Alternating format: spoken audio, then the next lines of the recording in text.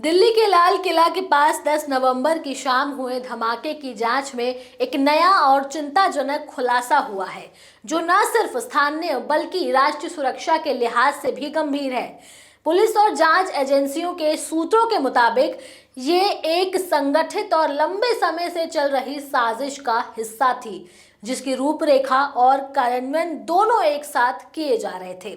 शुरुआती जांच में ये बात सामने आई है कि इस आतंकी मॉड्यूल की प्लानिंग कम से कम जनवरी 2025 से सक्रिय रूप से चल रही थी, जबकि इसे औपचारिक रूप से ऑपरेशनल स्थिति में 4 अक्टूबर 2025 को माना गया।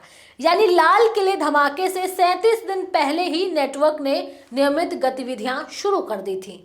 क्या है इस आतंक की पूरी कहानी, इसकी जड़ें कहां तक फैली हैं, चलिए सिलसिलेवार तरीके से समझते हैं। पुलिस सूत्रों ने बताया कि जनवरी 2025 से इस मॉड्यूल ने बड़े पैमाने पर रिक्रूटमेंट, फंडिंग चैनल और लॉजिस्टिक्स की योजना बनानी शुरू कर दी थी। शुरुआती महीनों में उन्हें व्हाइट कॉलर कवर, विशेषकर मेडिकल और एकेडमिक पेशे से जुड़े लोगों की आड़ बनाकर दिल्ली एनसीआर में स्वतंत्र घूमने और बगैर शक के गतिविधियां चलाने का लाभ मिला।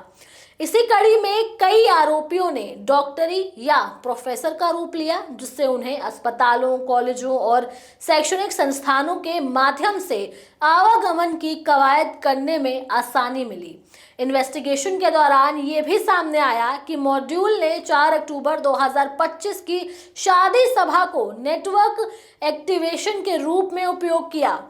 इस कार्यक्रम में शामिल खास मेहमानों और संपर्कों ने नेटवर्क को फाइनेंस, हथियार और लॉजिस्टिक्स जोड़ने के लिए एक मंच दिया। कश्मीर में 19 अक्टूबर को जैश संबंधी पोस्टरों के दिखाई देने के बाद स्थानीय सुरक्षा एजेंसियों को इस मॉड्यूल के सक्रिय होने का पहला ठोस सुराग मिला।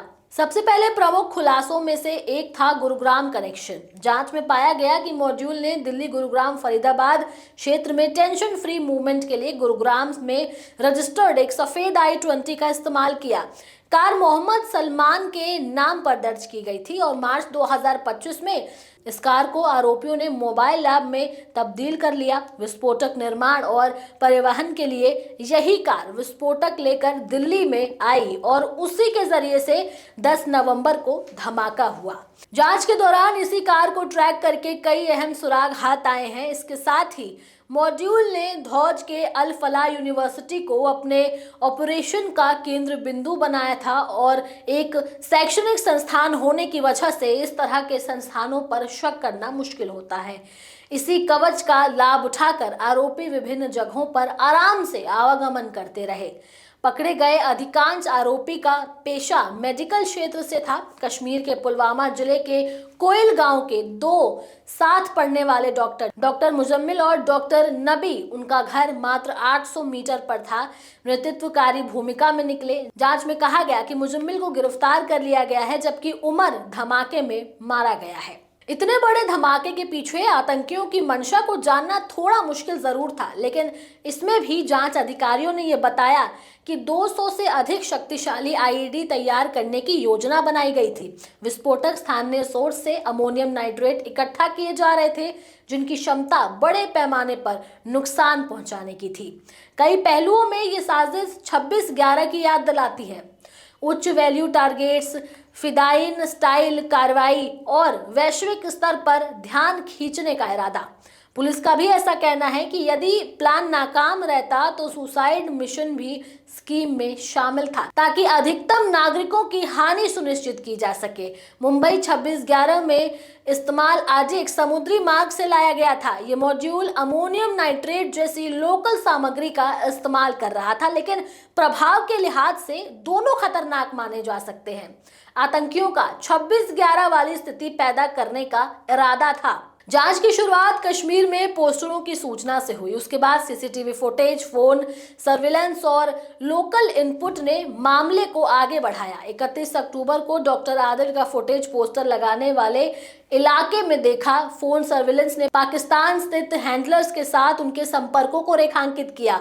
6 नवंबर को डॉक्टर आदिल गिरफ्तार हुआ। उसके पास AK-47 ग्रेनेड और विस्फोटक बरामद हुए। पूछताछ के बाद फरीदाबाद में पढ़ा रहे डॉक्टर मुजम्मिल की तलाश शुरू हो गई और 10 नवंबर से पहले ही उसे गिरफ्तार कर लिया गया। इतना तो साफ है कि ये एक बड़ी प्लानिंग है और लंबे समय से चलने वाले बड़े पैमाने पर घातक हमले की कोशिश भी थी, जो जनवरी 2025 से विचाराधीन रही और अक्टूबर 2025 में सक्रिय चरण में प्रवेश कर गई। लाल किले के पास 10 नवंबर को हुए धमाके ने उस साजिश के एक हिस्से को उजागर किया, जहां पर एजेंसियां अभी भी पूरी तस्वीर और नेटवर्क के देशों पर कनेक्शन की तहकीकात कर रही है। सरकार ने राष्ट्र स्तर पर चेतावनी जारी कर चौकसी बढ़ा दी है और एनआईए की जांच से उम्मीद है कि इस पूरे नेटवर्क के बचे हुए कड़ियों का खुलासा भी हो पाएगा। देखते हैं आने वाले समय में क्या खुलासे किए जाते हैं, जांच एजेंसियां कैसे आतंक की इस गुत्थी को सुलझाएंगी। बहरहाल इस खबर में इतना ही। इसकी पल पल अपडेट हम आप तक पहुंचाते रहेंगे। हमारे चैनल न्यूज़ टाइम को सब्सक्राइब करें, लाइक करें, शेयर करना ना भूलें आप। नमस्कार।